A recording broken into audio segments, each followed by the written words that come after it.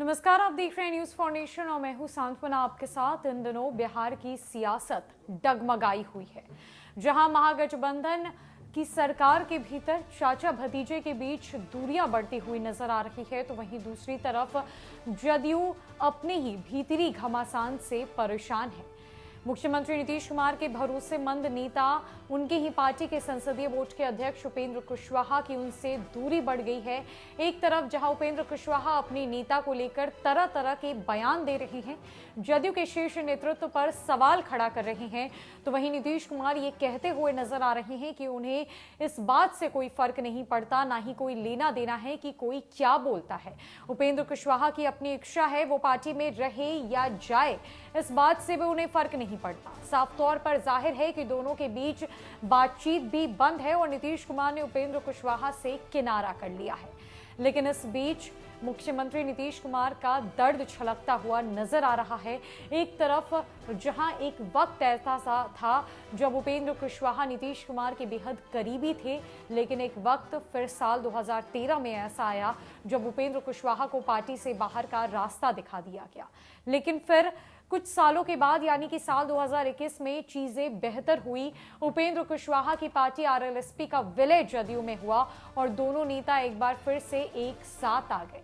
लेकिन अब साल 2023 की शुरुआत के बाद एक बार फिर से खटास होनी शुरू हो गई है, जहां ऐसा माना जा रहा है कि जल्द ही उपेंद्र कुशवाहा जदयू का दामन छोड़ेंगे, जिस पर नीतीश कुमार ने ये कह दिया है कि जिसे भी वो चाहते हैं, जिस पर भी वो भरोसा करते हैं और जिसे भी वो आगे बढ़ाते हैं, वो उनका भरोसा तोड़ देता है।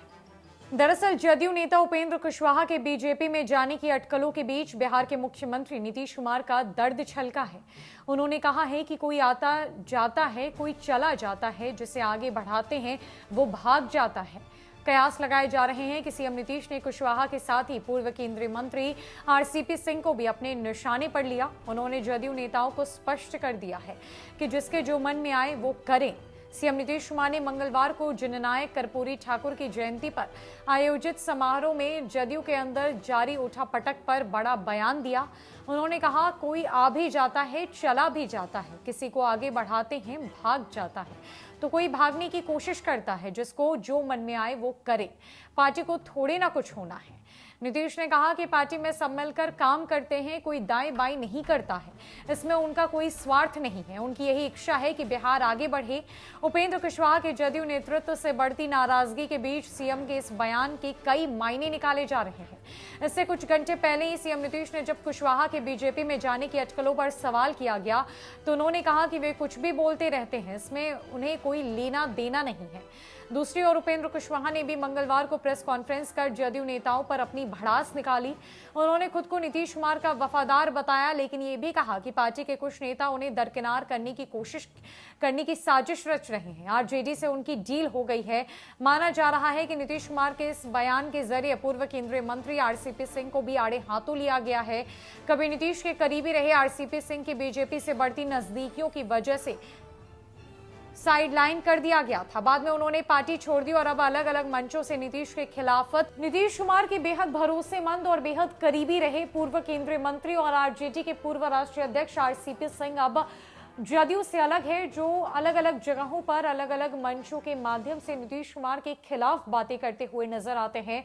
तो वैसा ही कुछ हाल उपेंद्र कुशवाहा का होता हुआ नजर आ रहा है, जहां सीएम नीतीश का दर्द छलका है। उन्होंने अपने नेताओं के बारे में कहा है कि जिसे भी आगे बढ़ाते हैं वो भाग जाता है, वो छोड़कर चला जाता है, इसमें वो क्या करे। उनका पार्टी को लेकर कोई स्वार्थ नहीं है, वो बस बिहार को आगे बढ़ता हुआ देखना चाहते हैं।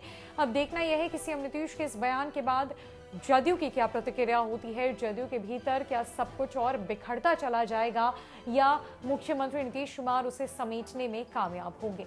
फिलहाल के लिए इस खबर में इतना ही। नमस्कार।